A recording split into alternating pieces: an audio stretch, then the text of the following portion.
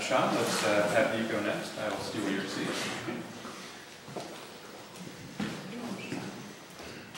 So while I figure this out, I'll say very briefly that although I met most of my fellow panelists just earlier this evening, I feel fairly confident in saying that I am more cowardly than they are.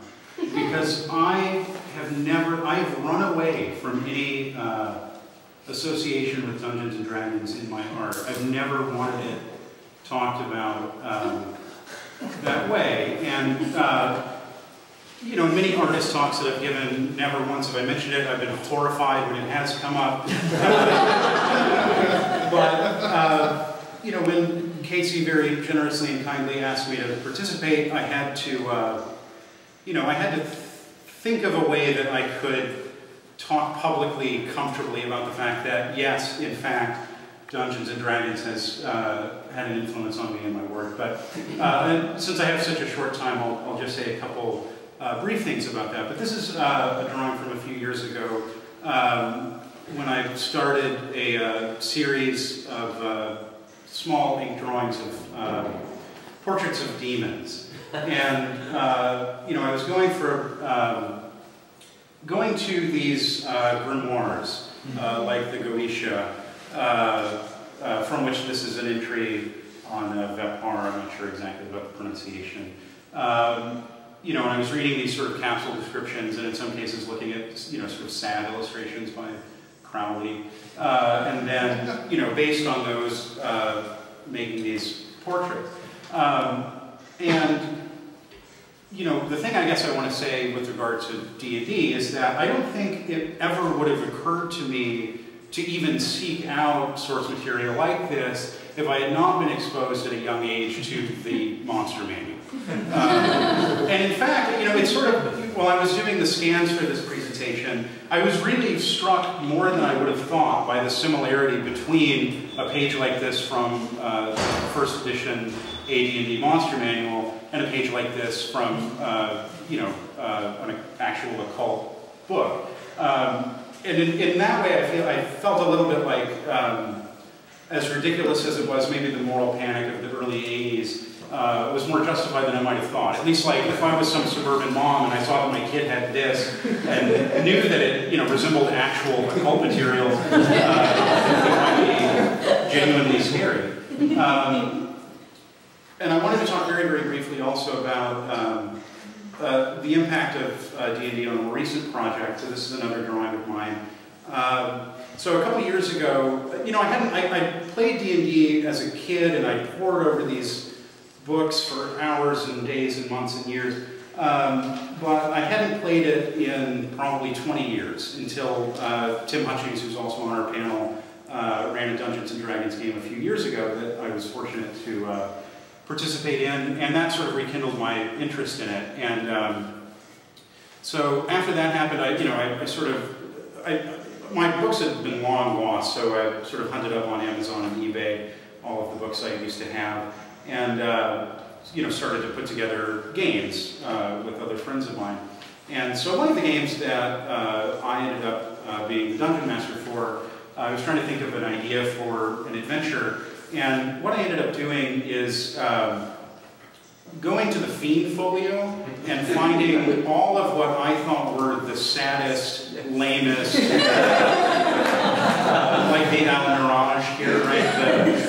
The bunny unicorn, the carbuncle, who's sort of, I guess, like an armadillo with a jewel in its head. And it was very complex guidelines regarding the jewel. And you know, how to gain value from it. And so this, you know, this ended up as a sort of background informing some of these recent drawings that I've been working on, where I've been thinking about how to like work past these demon portraits that I've been making and start thinking about creatures that were hybrid creatures that were whose physiology was sort of the result of maladaptation rather than evil, right? And so that's what I've been working on lately. And that's my presentation, so thank you.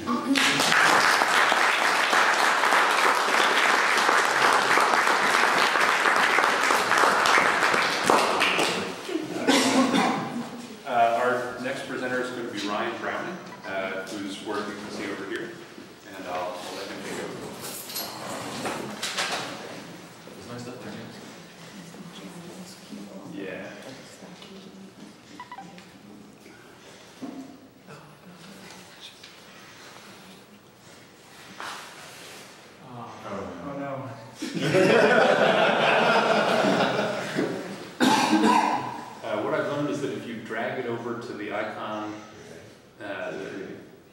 Oh no.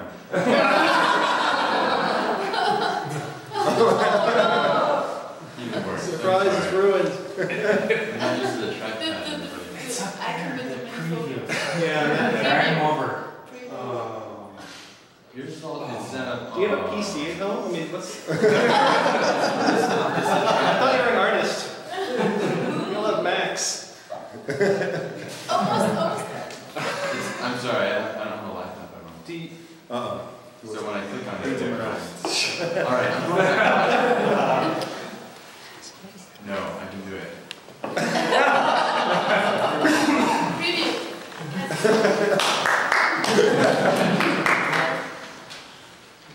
Before I start though, I'm going to open another program. So we have internet on this?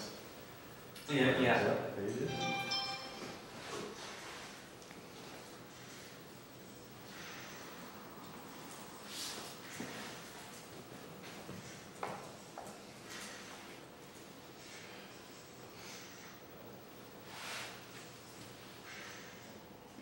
Okay, I don't know what this is.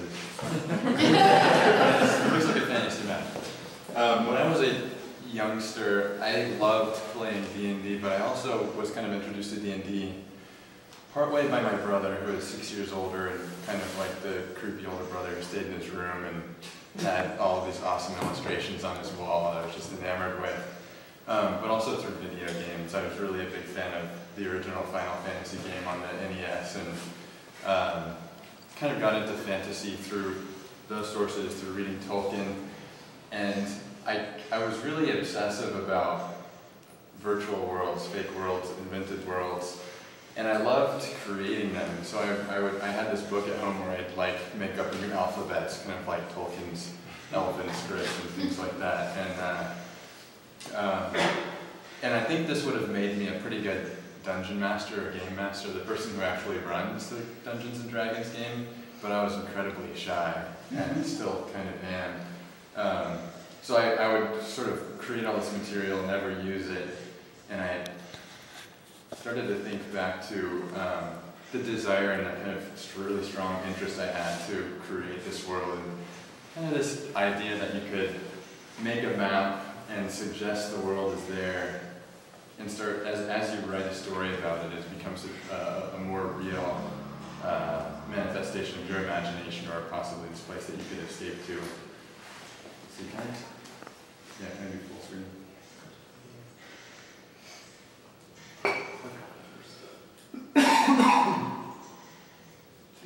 Slideshow. Slideshow kind of like, Right. can you turn it Hit off? pause. You pause. There you go. And then your arrow insert. Okay.